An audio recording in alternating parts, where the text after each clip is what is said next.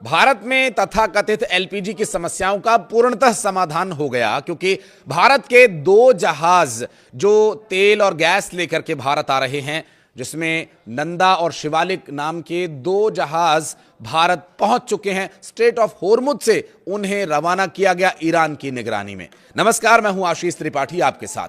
भारतीय कूटनीति का पूरी दुनिया में डंका बज रहा है, इस बात में कोई भी शक शुबह नहीं है। वर्तमान परिस्थितियां, चूंकि पूरी दुनिया में युद्ध के हालात हैं, और जब खुद वो देश जिनसे हमें डील करनी है, जिनसे हमें बातचीत करनी है, नेगोशिएट करना है, वो खुद युद्ध में अगर शामिल है और खुद युद्ध के हालात से जूझ रहा है, तो वो ऐसी परिस्थिति में भला किसकी सुनेगा। लेकिन भारत की ईरान ने सुनी, और भारत और ईरान के बीच एक बहुत बड़ी डील हुई है। इस डील के बारे में आपको बताएंगे, और भारत में अब एलपीजी, तेल, इन सब की समस्याओं का खात्मा आप समझिए, क्योंकि भारत और ईरान के बीच डील के बाद स्ट्रेट ऑफ होर्मुज का रास्ता ईरान पार कराएगा, इस बात की जिम्मेदारी ईरान की बनती है। नमस्कार, मैं हूं आशीष त्रिपाठी आपके साथ। पश्चिम एशिया की स्थिति भयानक बनी हुई है। ईरानी द्वीप खार्ग और अमेरिका के अब तक के सबसे बड़े हमले ने जंग का रुख बदल कर रख दिया। इस द्वीप पर हमले के कारण सीधे तौर पर चीन के हितों पर चोट हुई है, और इस बीच ईरान के साथ भारत के कूटनीतिक संबंधों में काफी सुधार हुआ है। दोनों देशों के शीर्ष नेतृत्व के स्तर पर बातचीत हुई। ईरान ने स्ट्रेट ऑफ होर्मुज से भारत के दो टैंकर्स को जाने के लिए इजाजत दी है, और ये दोनों टैंकर्स स्ट्रेट ऑफ होर्मुज पार कर भारत पहुंच गए हैं।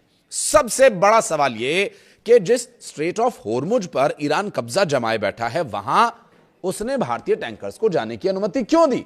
इसके पीछे की कहानी अब समझिए। सामरिक मामलों के जानकार या विशेषज्ञ ब्रह्मा चिलानी ये बताते हैं एक्स पर एक पोस्ट के माध्यम से, भारत और ईरान के बीच एक डील हुई है। इस डील के तहत दो तेल टैंकर्स शिवालिक और नंदा देवी भारत पहुंचे हैं। हालांकि इंडियन एक्सप्रेस की ताजा रिपोर्ट के मुताबिक स्ट्रेट ऑफ होर्मुज में अभी भी भारत के 22 टैंकर्स फंसे हुए हैं, क्योंकि हालांकि ईरान उस पर हमला नहीं करेगा, लेकिन ईरान के नाव, ईरान के टैंकर्स, ईरान के द्वारा तैनात किए गए द्वीप में रक्षा के लिए जो हथियारबंद युद्धपोत हैं या जो भी उनके पास संसाधन अवेलेबल हैं, उन पर हमला अमेरिका कर सकता है। ऐसे में लगातार गोलीबारी के बीच, बमबारी के बीच जहाज़ों का निकलना थोड़ा मुश्किल हो जाता है, इसलिए सेफ रास्ता देखने के बाद ही वहां से रवानगी होती है।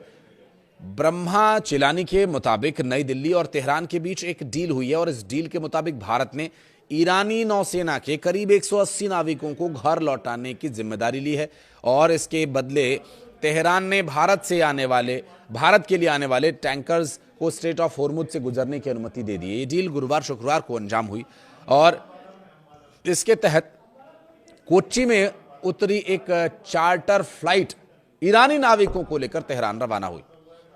ये नाविक IRIS लवान नाम के एक ईरानी नौसैनिक जहाज पर सवार थे।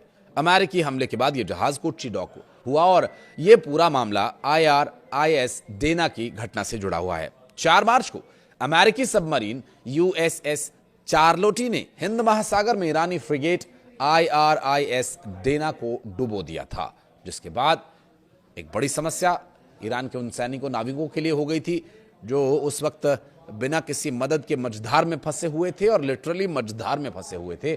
वहां से भारत उन्हें मदद कर रहा है। ऐसे में ईरान के राजदूत का वो बयान आपको याद ही होगा, जिसमें उन्होंने कहा था कि भारत और ईरान अच्छे दोस्त हैं, हमारे हित साझा हैं। देखिए, अंतर्राष्ट्रीय स्तर पर यही सबसे ज्यादा महत्वपूर्ण होता है कि दो देशों के जब हित साझा होते हैं तो वो मित्र होते हैं, लेकिन कहीं अगर दोनों के हितों में टकराव हुआ तो समस्या बढ़ती है, जैसा कि इस वक्त अमेरिका और ईरान के बीच ठनी हुई है। जबकि अमेरिका से ईरान की कोई दुश्मनी नहीं थी, लेकिन इजराइल के कंधों पर रखकर बंदूक चलाने वाला अमेरिका, चूंकि इजराइल को तो सीधी समस्या है।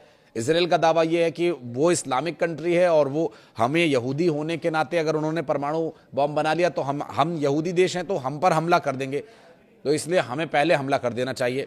अब यहां अमेरिका को मौका मिल गया, क्योंकि अमेरिका जो अब तक लंबे समय से, और खास करके डोनाल्ड ट्रंप, हर उस देश पर हमला कर रहे हैं, वहां के राष्ट्राध्यक्षों को पकड़ रहे हैं जहां पर किसी भी तरह से उनके देश को थोड़ा भी फायदा हो रहा है, थोड़ी भी एनर्जी, थोड़ा भी तेल, रेयर अर्थ मटेरियल या कोई और फायदा अगर उन्हें पहुंच रहा है, तो फिर ये सब करने से भी वो गुरेज नहीं करते। वो ये नहीं समझते कि किसी देश पर हमला करेंगे, वहाँ के राष्ट्राध्यक्ष को कैप्चर करेंगे, तो उस देश के लोगों पर क्या बीतेगी या उनकी परिस्थितियाँ क्या होंगी, इन सब बातों को सोचे बगैर अमेरिका बिना सोचे समझे, या फिर यूं कहें कि बहुत अच्छे से सोच समझ के सिर्फ अपने हितों को ध्यान में रखते हुए इस युद्ध में कूद पड़ा है।